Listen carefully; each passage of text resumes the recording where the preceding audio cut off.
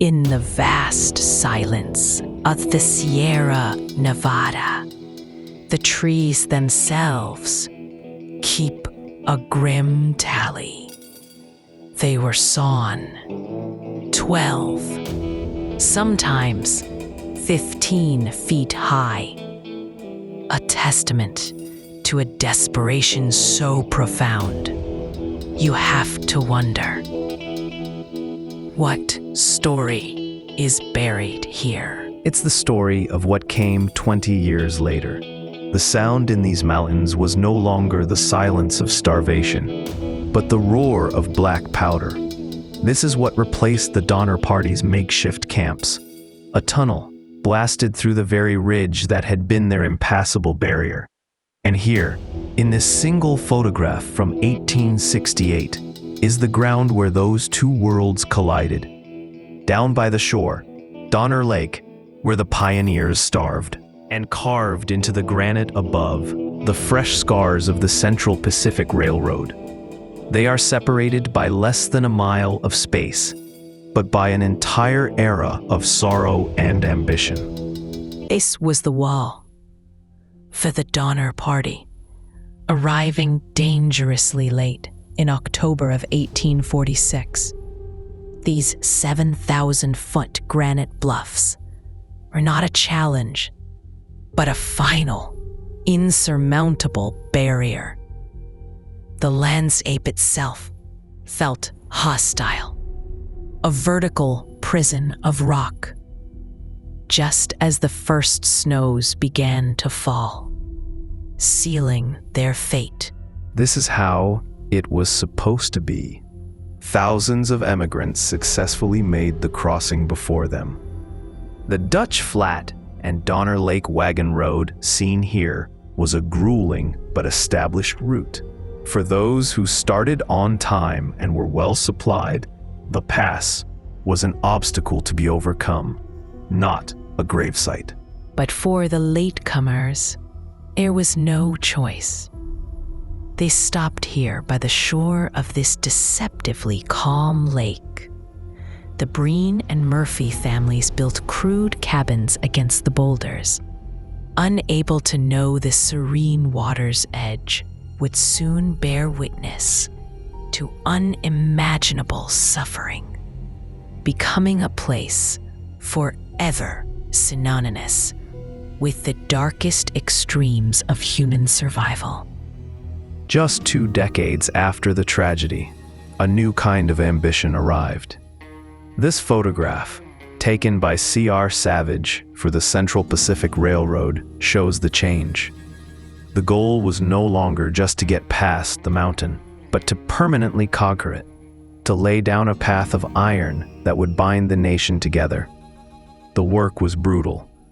At locations like Profile Rock, crews of mostly Chinese laborers blasted and shoveled a roadbed directly out of the mountainside.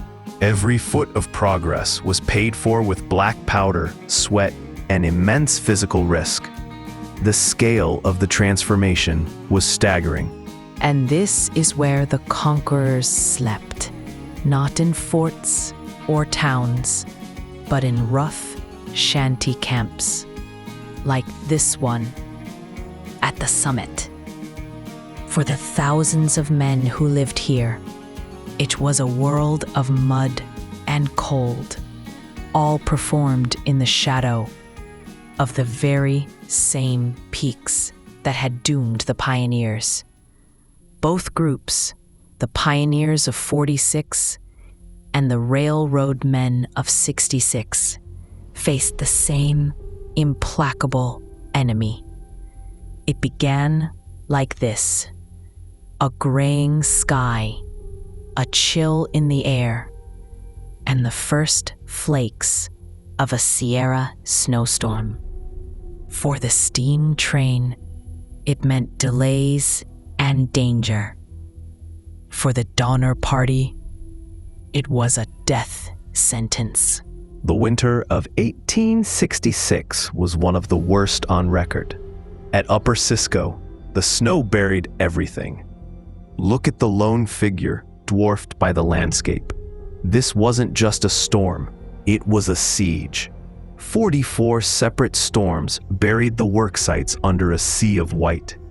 And the siege lasted for months. This photograph from Cisco, taken in May, shows snowdrifts still towering over the trains. Chief Engineer James Strobridge testified that snow lay 18 feet deep on level ground. It was an ocean of snow that refused to melt. But unlike the pioneers, the railroad could fight back with timber. An army of men was tasked with constructing immense wooden snow sheds, 38 miles of them in total. It was a desperate, dangerous, and colossal undertaking. And this was the result. As we saw, the great sheds were built directly overlooking the lake. Here, you see their true scale, a brute force solution that permanently scarred the mountain, but allowed the trains to defy the deadliest winters.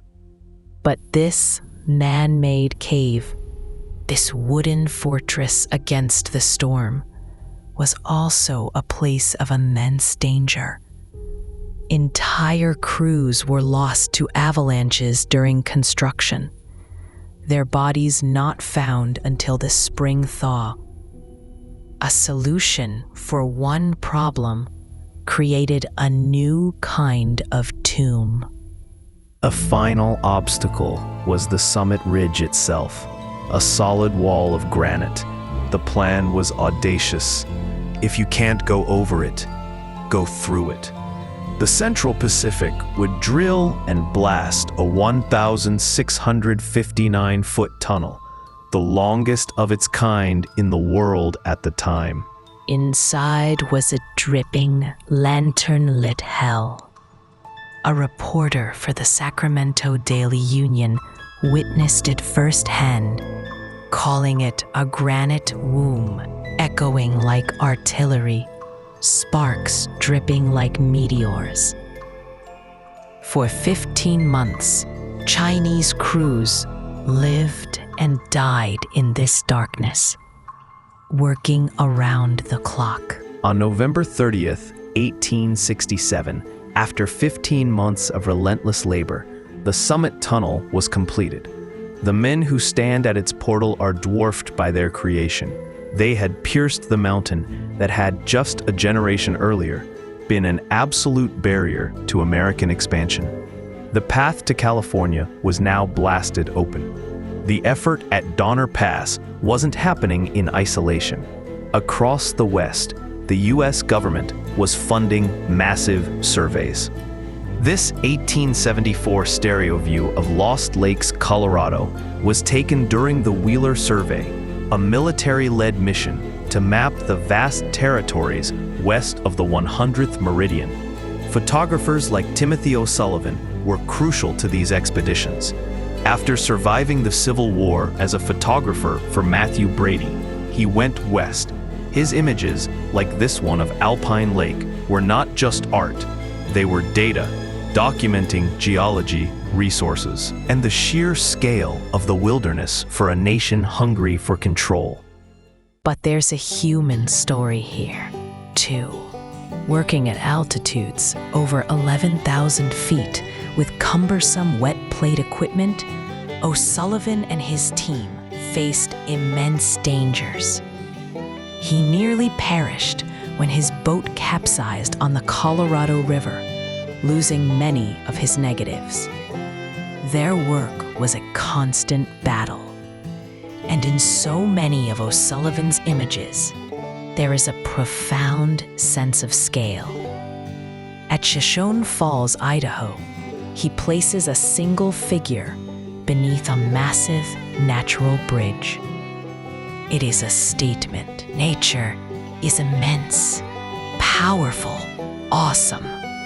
But humanity is now here, measuring it, capturing it, and claiming it as its own. And this is the result of all that effort. The view from the summit is no longer one of dread, but of triumph. The untamed wilderness has been transformed into a landscape, a beautiful scene to be admired from a safe distance. The horror has been replaced by a carefully framed, picturesque piece. Because the railroad didn't just conquer the mountain, it transformed it into a destination. A woman in Victorian dress can now stand calmly by the water's edge. A tourist in a place that was once the final frontier of survival. The threat is gone, replaced by quiet, reflective leisure. And here is the ultimate, unsettling irony.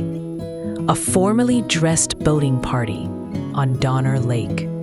The very water that reflected the misery of starving families now reflects the casual pleasure of a summer outing. The memory of what happened here seems to have been washed away, replaced by something profoundly, jarringly normal. And so, the trail of the pioneer was replaced by the railroad tie, and the silence of winter was broken by the locomotive. But the mountain remembers. Donner Pass is more than a place. It's a chilling reminder that in the American West, progress is rarely built on empty land.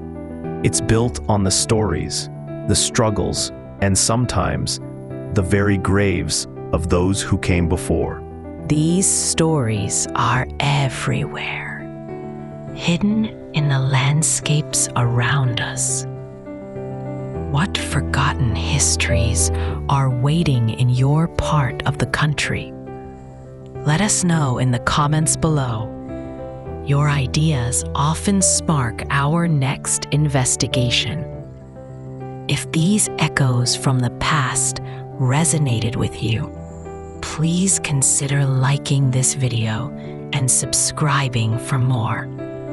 Until we meet again.